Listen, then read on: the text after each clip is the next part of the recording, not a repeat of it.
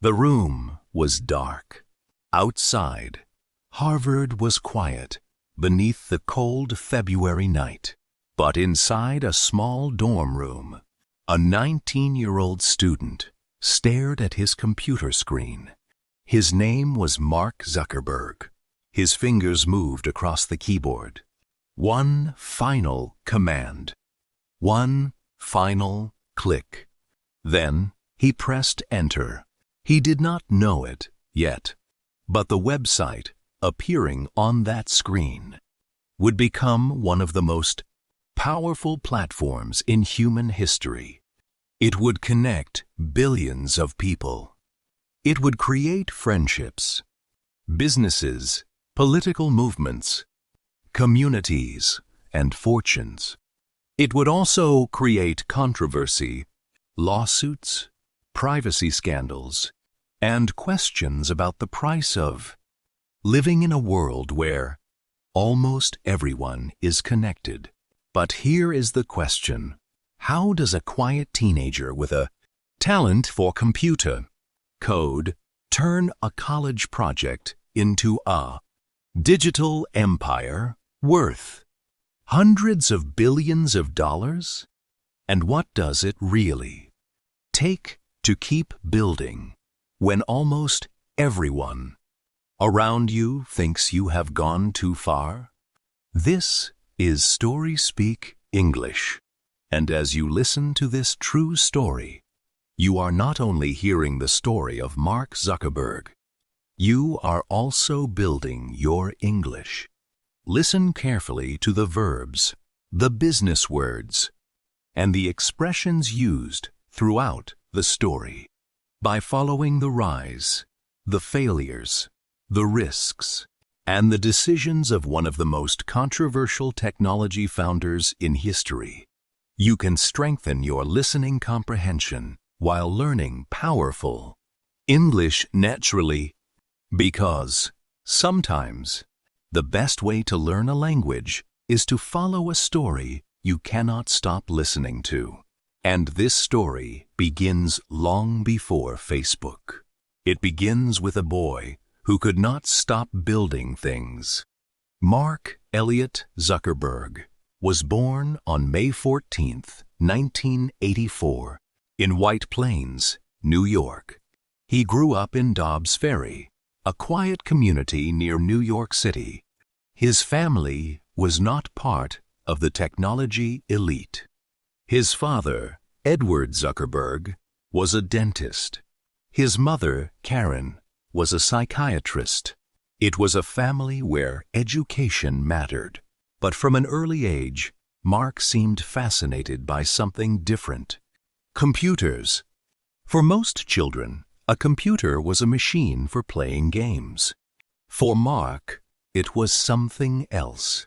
It was a machine that could be controlled, a machine that could be programmed, a machine that could be told what to do. And he wanted to understand how. As a teenager, he began writing computer programs. He learned languages such as BASIC and became increasingly comfortable with the logic of software. But he was not satisfied with simply learning how programs worked. He wanted to create his own.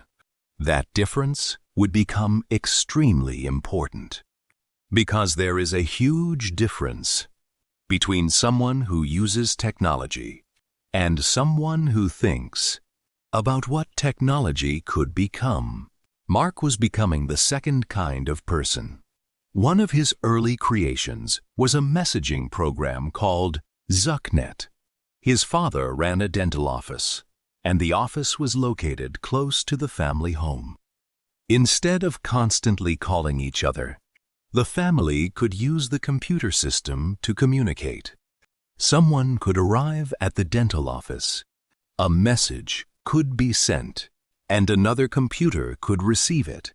Simple, but behind that simple idea was something powerful.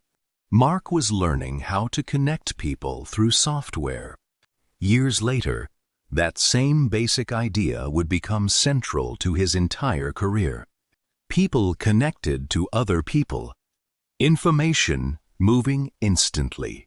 Messages crossing physical distance. Technology making communication easier. But at this stage, Mark was still just a teenager, experimenting with code. Then, high school arrived, and his experiments became more ambitious. At Phillips Exeter Academy, one of the most prestigious boarding schools in the United States, Zuckerberg continued developing software. One project became particularly interesting. It was called Synapse Media Player. The software studied a user's listening habits and attempted to learn what music that person liked. Then it could recommend songs. Think about that for a moment. This was before the world was dominated by modern recommendation systems. Before Spotify became a daily habit. Before social platforms constantly predicted what users might want to watch, read, or listen to. Zuckerberg was already fascinated by the idea that software could learn from human behavior. And technology companies noticed. Microsoft and AOL reportedly showed interest in acquiring the program. There was serious money on the table. But Zuckerberg did something surprising. He chose not to sell. He wanted to attend university. And that decision would change everything. Because, in 2002, Zuckerberg entered Harvard University. For many students, Harvard represented the destination. For Zuckerberg, it became a launchpad.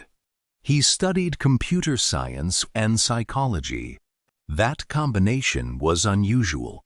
Computer science taught him how to build systems.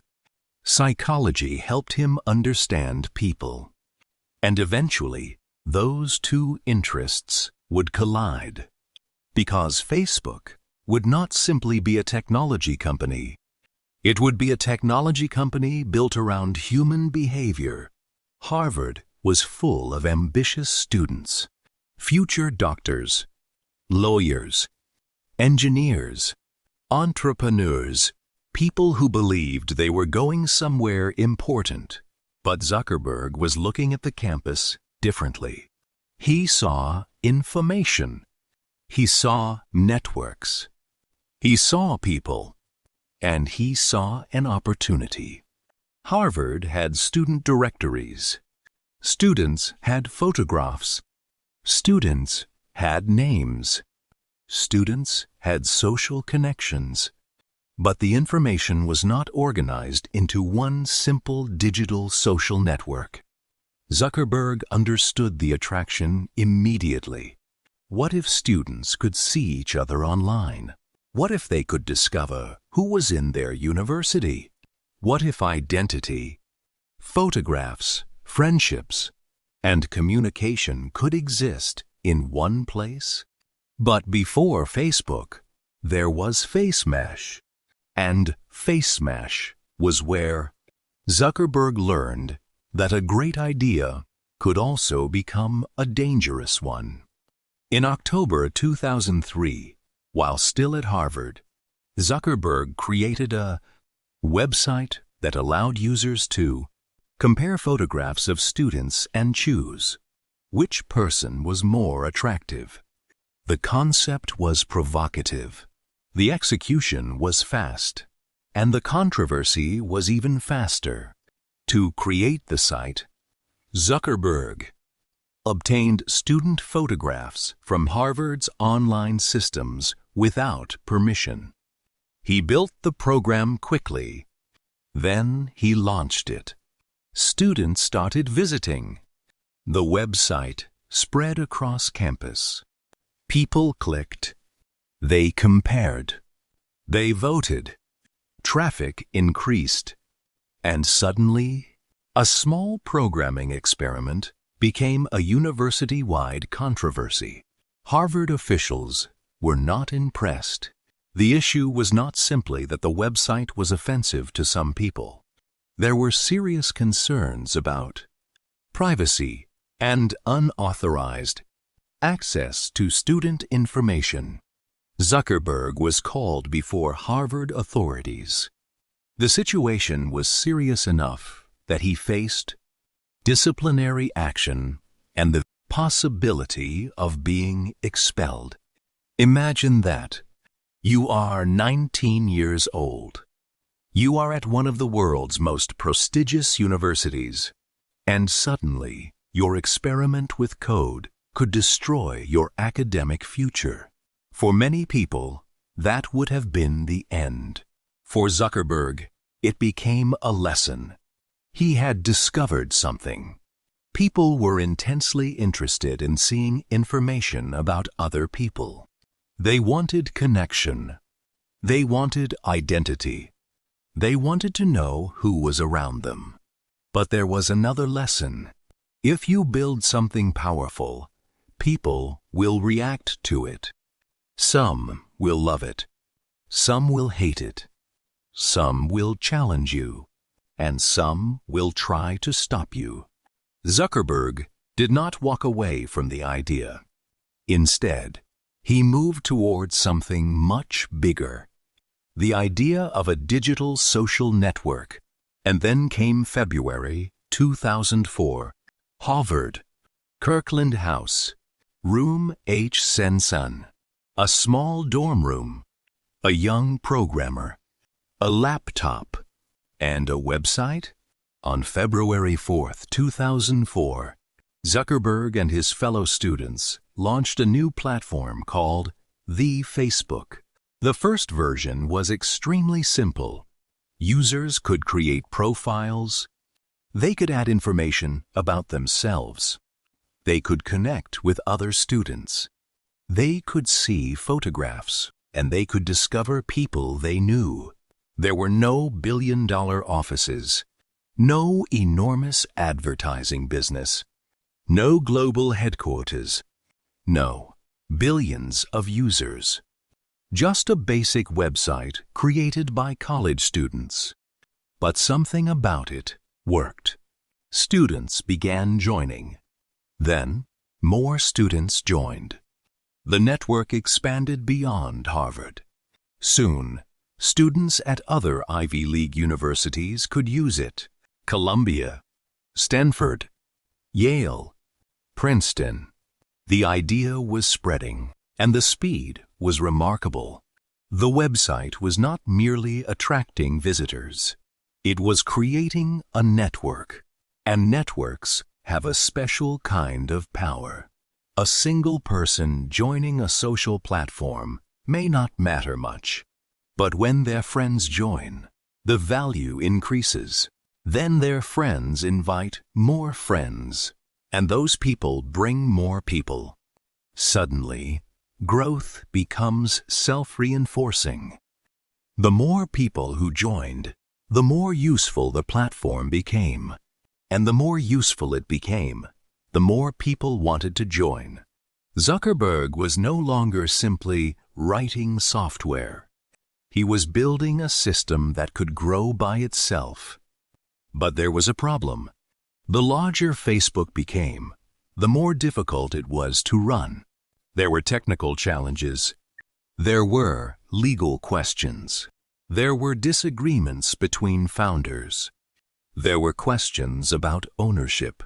And there was a much bigger decision waiting for Zuckerberg. Would he continue at Harvard? Or would he leave? For most students, dropping out of Harvard would sound like a terrible decision. For Zuckerberg, the calculation was different. The company was growing. The opportunity was enormous. And Silicon Valley was calling. So, after his sophomore year, Zuckerberg left Harvard and moved to California. He was still extremely young, but now he was entering a world where billions of dollars could depend on a few lines of code. The dorm room was behind him. The university was behind him. The experiment was becoming a company. And the boy who once wrote simple programs 4. His father's dental office was now chasing something much larger. He was chasing a future that almost nobody could see clearly yet. Facebook was no longer just a Harvard website. It was becoming a machine for connecting the world. And the next stage would be far more dangerous. Because building a website is one thing. Turning it into a global empire is something completely different. Silicon Valley was waiting, and Mark Zuckerberg arrived with something more valuable than money. He arrived with momentum. In California, the small college website called Facebook was about to become something much bigger. But first, Zuckerberg had to answer a difficult question. Could a website created for college students become a real business? The answer would change his life, and eventually, the entire technology industry. After leaving Harvard, Zuckerberg moved to Palo Alto with several members of the early Facebook team. They rented a house. It was not glamorous. It was not a modern corporate headquarters. It was a place where young programmers could work, eat, sleep, argue, and write code. The atmosphere was intense. Facebook was growing rapidly, and every new user created another problem. More users meant more photographs, more messages, more profiles, more traffic, more servers, more pressure. But Zuckerberg was obsessed with growth. He believed Facebook should focus on one thing above everything else. Make the product better. Make it easier to use. Make people want to return. Then make it available to more people. That philosophy became one of the most important ideas in Zuckerberg's career. He was not interested in building a company that looked impressive. He wanted to build a product that people could not stop using. And investors began to notice. One of the first major investors was Peter Thiel, the billionaire entrepreneur and co-founder of PayPal. In 2004, Thiel invested $500,000 in Facebook. For a young company, $500,000 was enormous. But the money was only part of the story. The investment was a signal. Someone experienced in technology believed that Zuckerberg's idea had serious potential. Facebook now had capital. It had a growing user base, and it had a founder who was willing to move extremely fast. But Zuckerberg was not building Facebook alone.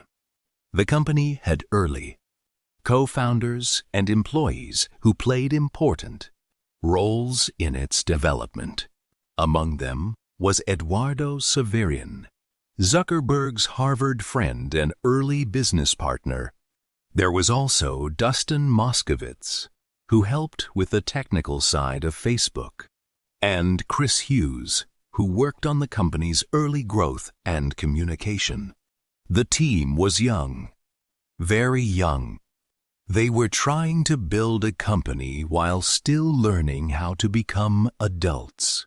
And as the company grew, relationships became more complicated. Money entered the picture. Ownership entered the picture. Power entered the picture. And when millions of dollars are involved, friendship can become very difficult. The story of Facebook's early years would later become the subject of intense legal battles and public debate. But while the founders were dealing with internal problems, Facebook itself was exploding. More universities joined. Then the platform expanded beyond universities. In Lu, Facebook opened registration to anyone aged 13 or older with a valid email address. That was a turning point. Until then, Facebook had been strongly connected to universities. Now, the entire internet was becoming its potential market. Teenagers joined. Parents joined. Workers joined. Students joined. People from different countries joined. The social network was becoming global.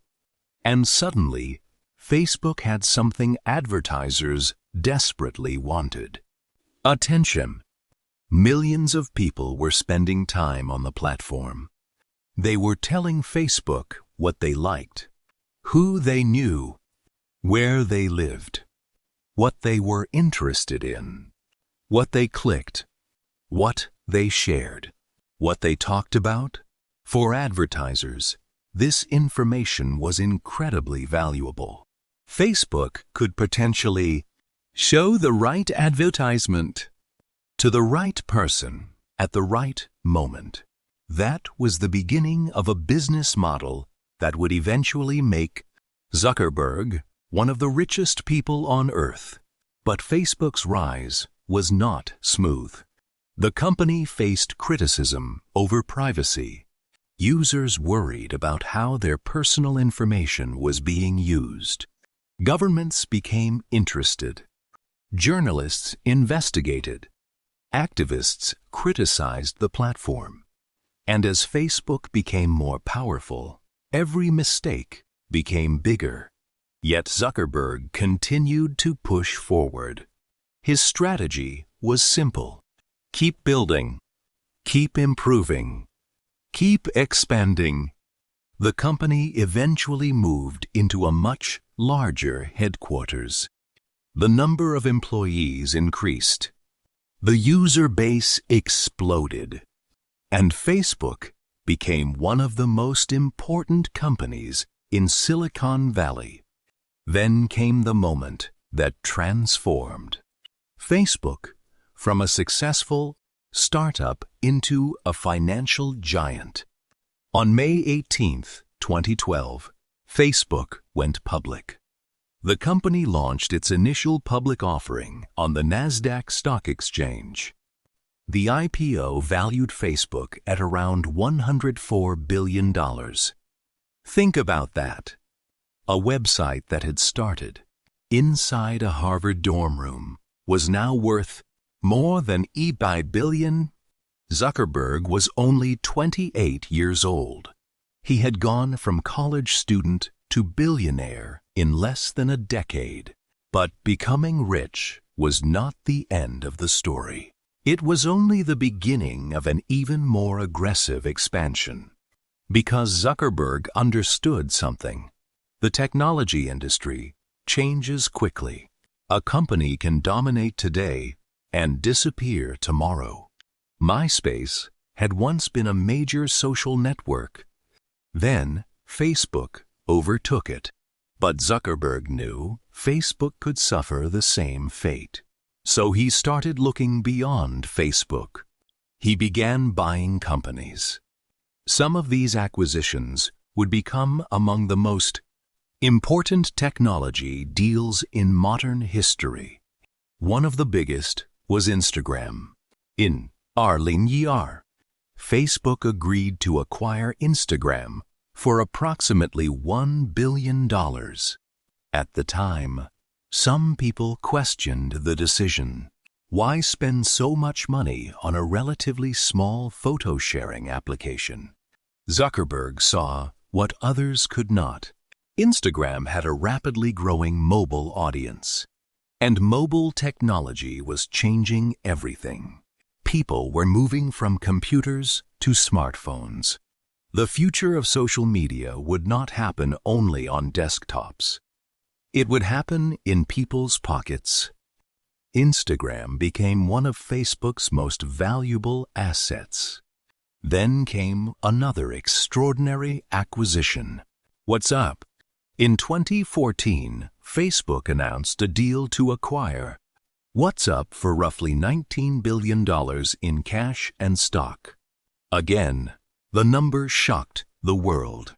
$19 billion. for a messaging application. But Zuckerberg was thinking about communication at a global scale. Facebook connected people through social networking. WhatsApp connected people through private messaging. Together, they could reach enormous parts of the world's population. And Zuckerberg was not finished. His company also acquired Oculus, a virtual reality technology company. The strategy was becoming clear. Zuckerberg did not want Facebook to remain only a social network.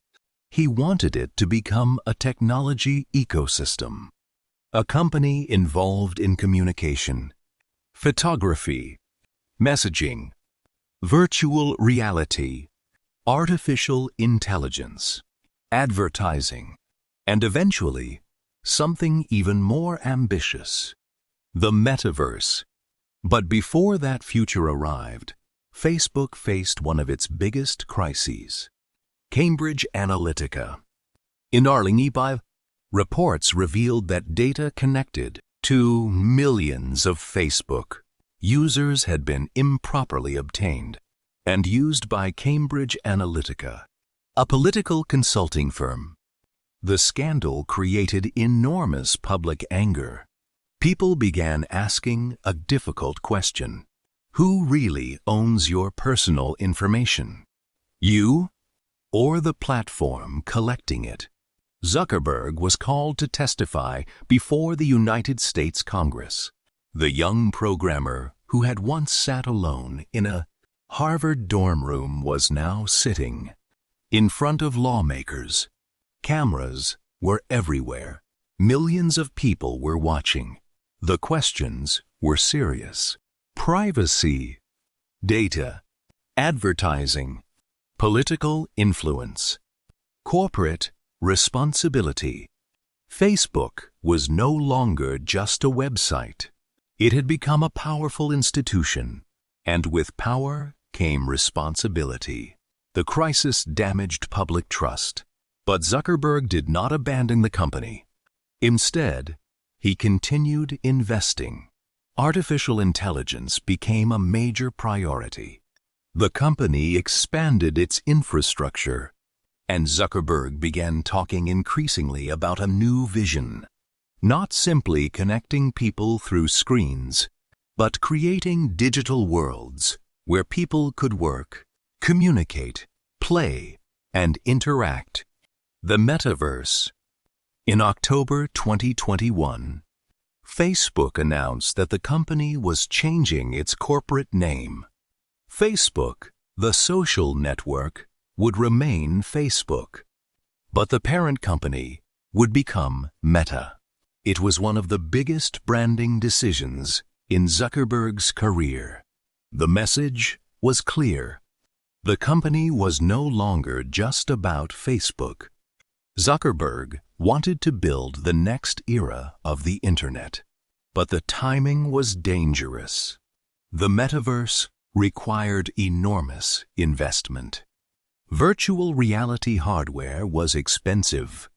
The technology was still developing, and investors began questioning whether Zuckerberg was spending too much money on a future that might take many years to arrive.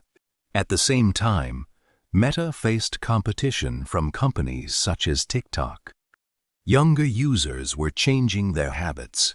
The Internet was moving again, and Zuckerberg had to prove that he could adapt. The company responded with aggressive investment in artificial intelligence.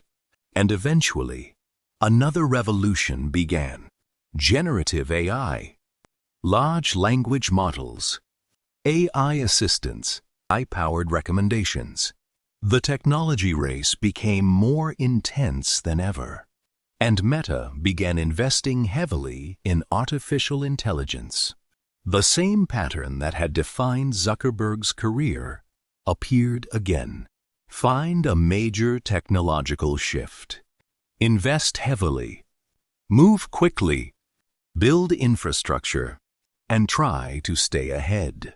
But Zuckerberg's fortune was never simply a salary. That is an important point. His wealth came largely from ownership. He owned a significant stake in Meta. As the company's value increased, the value of his shares increased. When Meta's stock fell, his wealth could fall by billions of dollars on paper. When the stock rose, his fortune could rise just as dramatically. This is how modern technology fortunes are often created. Not through a huge paycheck, through equity, through ownership, through building something that millions or billions of people use. Zuckerberg's story therefore raises a fascinating question. Was he simply lucky? Was he in the right place, at the right time? Or did he possess something more powerful? A vision of where technology was going before most people could see it?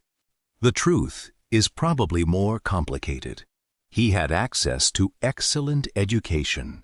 He had extraordinary technical ability. He had talented people around him. He attracted powerful investors. He made mistakes. He faced lawsuits. He survived public criticism. He benefited from enormous technological changes. But one quality appeared again and again: relentless execution. Zuckerberg did not stop when Facebook faced criticism. He did not stop when competitors appeared. He did not stop when the company lost billions in market value. He kept building. And that may be the most important lesson in his story. Ideas are cheap. Execution is expensive. Millions of people have ideas. Very few people spend years turning those ideas into systems that millions of other people actually use. A teenager had an idea in a Harvard dorm. That idea became a website. The website became a company. The company became a global platform. And the platform became the foundation of a technology empire. But the empire came with a price. Power attracts criticism. Success attracts enemies. And technology that connects billions of people can also influence billions of lives. That is the contradiction at the center of Zuckerberg's story. He helped create a world where people could communicate across oceans in seconds. But he also helped create a world where personal data became one of the most valuable resources on Earth. He made communication easier, but he also helped create new problems around privacy, misinformation, addiction, and social pressure. He became one of the richest people alive. But his greatest achievement may not be the money. It may be the scale, the ability to take a simple idea and make it part of everyday life for billions of people. And perhaps that is what makes his story so fascinating. The empire did not begin with a giant office. It did not begin with billions of dollars. It began with a teenager who knew how to code, a laptop, a dorm room, and a belief that the way people connected could be changed. Today, the question is no longer whether Zuckerberg changed the internet. He clearly did.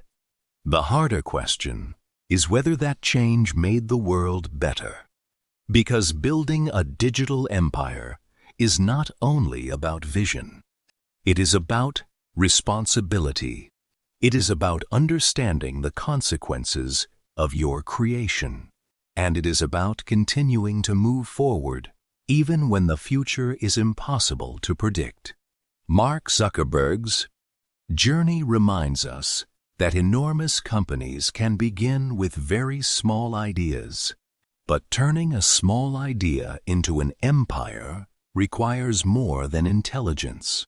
It requires courage, relentless execution, the ability to survive failure, and the willingness to keep building when the world is telling you to stop. So now I want to ask you directly, do you think Mark Zuckerberg changed the world for better or worse? Tell me your answer in the comments. And as we close this story, let's take 5 powerful English words from Zuckerberg's journey. First, vision. Vision means the ability to imagine a future that does not exist yet. Zuckerberg had a vision of connecting people through the internet. Second, relentless. Relentless means continuing without giving up. If someone is relentless, they keep moving forward even when things become difficult. Third, acquisition. An acquisition is when one company buys another company. Facebook's acquisition of Instagram and WhatsApp became major moments in the company's history. Fourth, equity. Equity means ownership in a company. Zuckerberg's enormous fortune came largely from his ownership of Meta rather than simply from a salary. And finally, empire. An empire is a large and powerful organization or system controlled by one central power. What began as a small college website eventually became a global technology empire. But perhaps the greatest lesson is not about Facebook. It is about what happens when vision meets execution. A dream can begin in a tiny room. A single idea can travel across the world. And one person's decision to press enter can sometimes change the future for billions. The real question is not whether you have a big idea. The real question is this: what are you willing to build? How long are you willing to keep going? And what will you do when the world tells you that your idea is impossible? The story of Mark Zuckerberg does not end with Facebook, because the most interesting part of his journey is what happened after he had already won. He had money. He had influence. He had billions of users. He had one of the most powerful technology companies in the world. But the technology industry does not reward people for standing still. The moment you stop moving, someone else starts moving faster. And Zuckerberg knew it. In the years after Facebook became a global giant, the company faced a new generation of competitors and new expectations from its users. The internet was changing again. People were spending more time on smartphones. Short videos were becoming incredibly popular. Artificial intelligence was becoming more powerful, and Zuckerberg had to make another enormous bet on the future. Artificial intelligence became one of Meta's biggest priorities. The company invested heavily in computing power, data centers, advanced chips, and AI research. Zuckerberg began talking about AI not as a small feature, but as one of the most important technologies of the future. This was another moment of risk, because building advanced AI systems is extremely expensive. It requires enormous computing power. It requires specialized talent. And it requires years of investment before anyone knows exactly what the final product will become. But this was familiar territory for Zuckerberg. He had already spent his career betting on technologies before their full potential was obvious. Social networking, mobile communication, virtual reality, artificial intelligence. Again and again, he was willing to invest in the future, and that willingness helped protect Meta from becoming a company trapped in its past. But Zuckerberg's fortune also continued to rise and fall. With the company's performance, his wealth was not a fixed number sitting safely inside a bank account. A large part of it was connected to Meta's stock. When investors believed in the company's future, its market value could rise dramatically. When investors became worried, billions of dollars could disappear from Zuckerberg's paper wealth in a short period of time. This is one of the strange realities of billionaire wealth. It can grow incredibly quickly, but much of it is connected to ownership, and ownership creates both power and risk. Zuckerberg's story, therefore, became more than a story about a young programmer becoming rich. It became a story about how ownership of technology can create enormous influence. Think about what Meta's platforms can do. Facebook can connect communities. Instagram can influence culture. WhatsApp can connect families across countries. And billions of people can encounter information through these platforms every day. That means the decisions made inside Meta can affect people far beyond the company's offices. A decision about an algorithm can influence what someone sees. A decision about privacy can affect personal information. A decision about moderation can influence what people believe. A decision about advertising can affect businesses. That is an extraordinary level of influence for a company that began in a Harvard dorm room. And this is where Zuckerberg's story becomes more complicated. It is easy to look at the billions of dollars and call the story a success.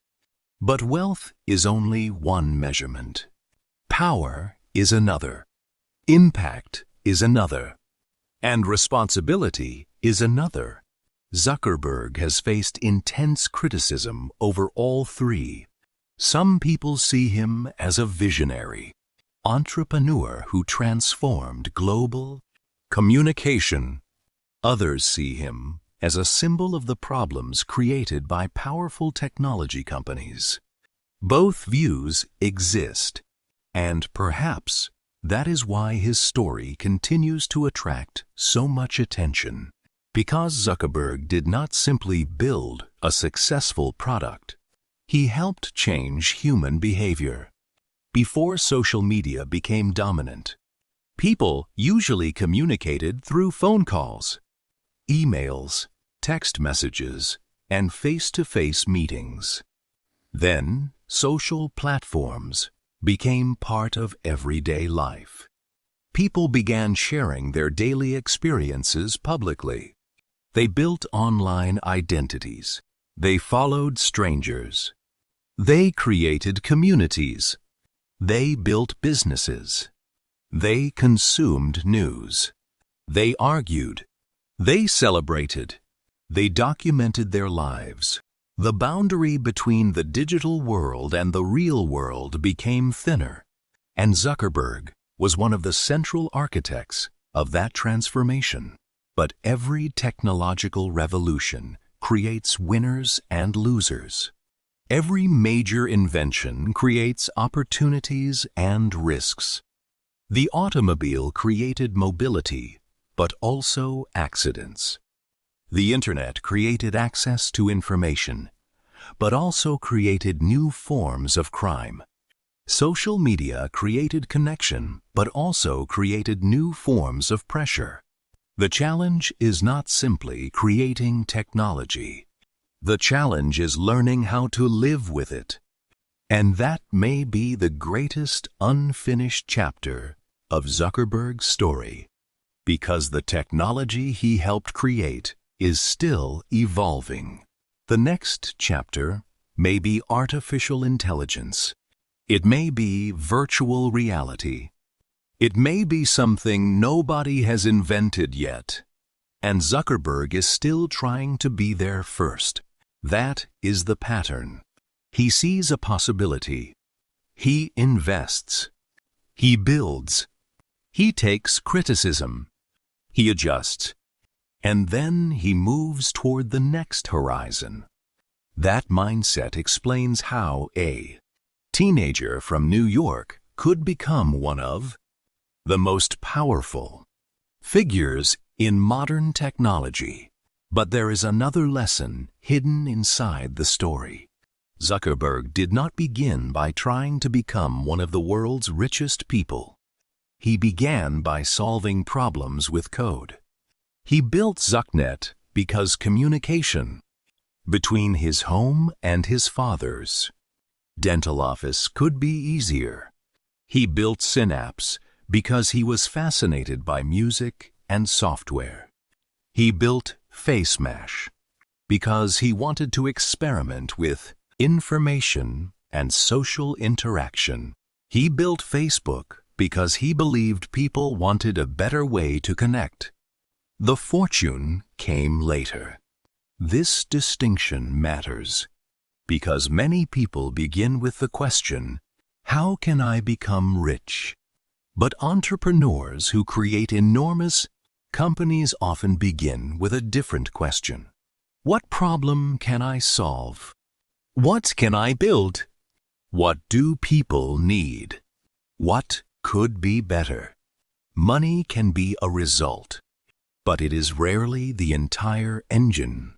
The engine is usually obsession, curiosity, persistence, and execution. Zuckerberg's life also demonstrates the importance of timing. If Facebook had been created 20 years earlier, the Internet might not have been ready. If it had been created 20 years later, someone else might already have built it. The world was ready for social networking. Harvard provided the environment. Zuckerberg provided the technical ability. His team provided support. Investors provided capital. And the Internet provided the infrastructure. All of those pieces came together at exactly the right moment.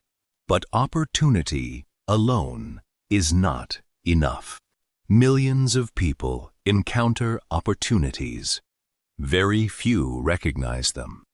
Even fewer act on them. And fewer still continue after the first major failure. That is where Zuckerberg's story becomes useful for anyone watching. You do not need to agree with every decision he made. You do not need to admire every part of his business strategy. You do not even need to believe that social media has had a positive impact on society. But you can still study the process. A young person learned a technical skill. He experimented. He built small projects. He failed. He faced criticism. He took risks. He found people who believed in the idea. He moved to where the technology industry was growing. He focused intensely on execution, and he kept going. That is the pattern worth remembering. The empire was enormous. The beginning was not. The fortune was enormous. The first idea was simple. The influence was enormous. The first audience was a group of college students, and that is perhaps the most powerful part of the entire story. Great companies often look inevitable when we see them years later, but they rarely feel inevitable at the beginning. In the beginning, there is uncertainty. There is doubt. There are competitors. There are mistakes. There are people saying, "This will never work." And sometimes they are right. That is why vision matters. Vision does not mean knowing exactly what will happen. It means seeing a possibility and having enough confidence to pursue it before the Evidence is complete, but vision without execution is only imagination. And execution without vision can become meaningless effort. You need both. You need to see something that others may not see. And then you need to work relentlessly enough to turn that vision into reality. That is what Zuckerberg did. He saw a world becoming more connected. Then he built technology for that world. He saw mobile communication growing. He invested in companies like Instagram and WhatsApp. He saw virtual reality as a possible future. He invested in Oculus. He saw artificial intelligence becoming fundamental to computing. He invested heavily again. Whether every prediction will prove correct is another question. The future is never guaranteed. But one thing is clear. Zuckerberg has repeatedly positioned himself where he believes the future is going. And that is why his story is still being written. The teenager who once sat alone in a Harvard dorm room is no longer simply a programmer. He became a founder, then a CEO, then a billionaire, then a technology leader with global influence.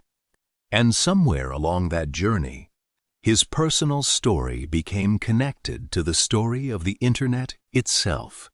From a dark dorm room to a global company, from lines of code to billions of users, from a college experiment to a fortune measured in billions.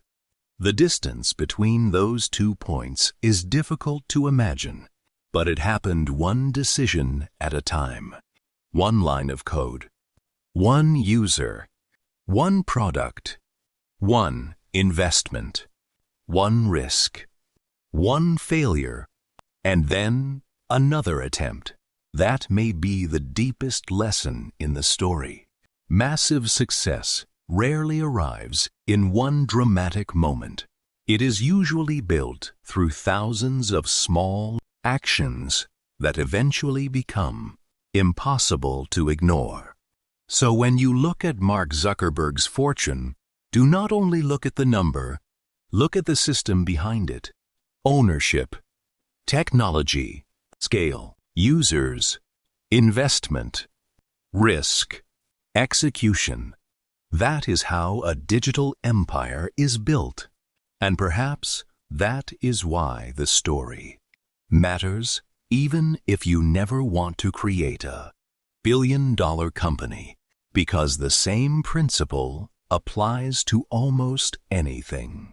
Learning English, learning programming, building a business, creating a YouTube channel, developing a skill. The beginning may look small, almost too small to matter, but small actions repeated consistently can create enormous results. A person who learns one new English word every day eventually knows thousands. A programmer who writes code every day eventually builds real software. A creator who publishes consistently eventually develops an audience. And an entrepreneur who keeps solving real problems can eventually build something much larger than the original idea. That is the power of compounding. One action seems insignificant. Thousands of actions become a career. Millions of actions become a company. And billions of interactions can become an empire. Mark Zuckerberg's journey is therefore not simply a story about Facebook. It is a story about what happens when technology, timing, ambition, and relentless execution collide. But there is still one question that no billionaire can answer for us. What should we build? Technology gives us more power every year. Artificial intelligence is becoming more capable. Computers are becoming more powerful. Communication is becoming faster. The tools available to ordinary people today would have seemed impossible to previous generations. And that means the next great digital empire may not come from someone who already has billions.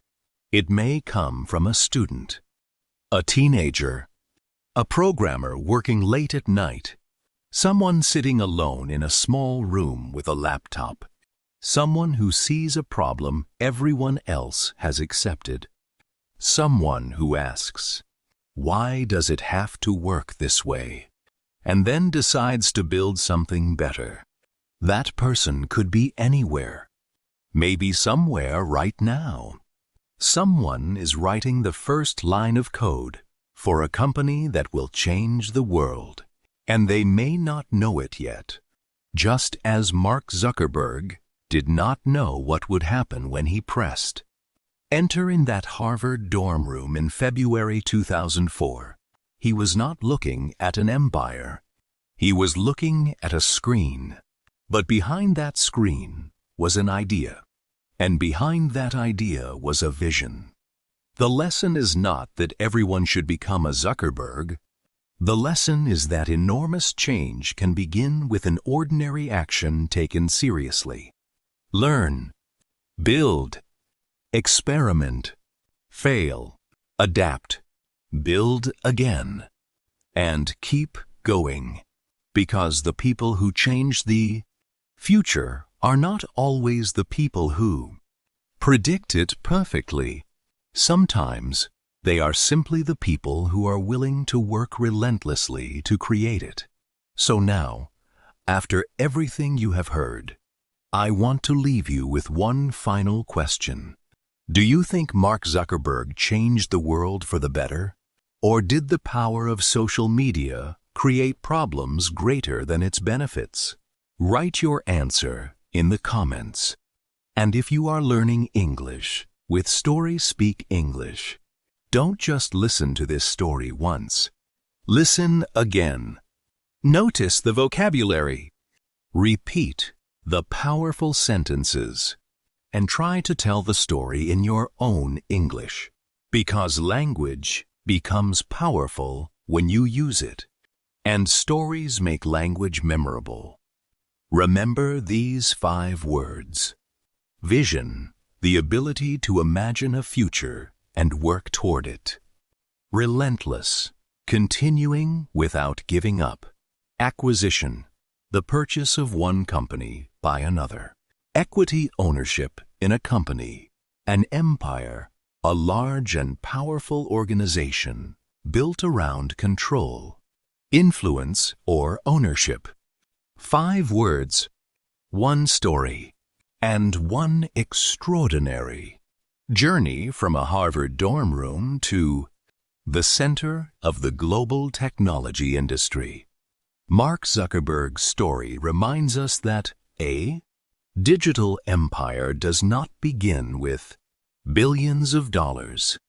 It begins with a thought, a question, a skill, a decision, and the courage to build when nobody knows what the future will look like. The screen may be small. The room may be dark. The idea may look insignificant. But if you have the vision to see what it could become, and the relentless discipline to keep building, that small idea may one day reach the entire world.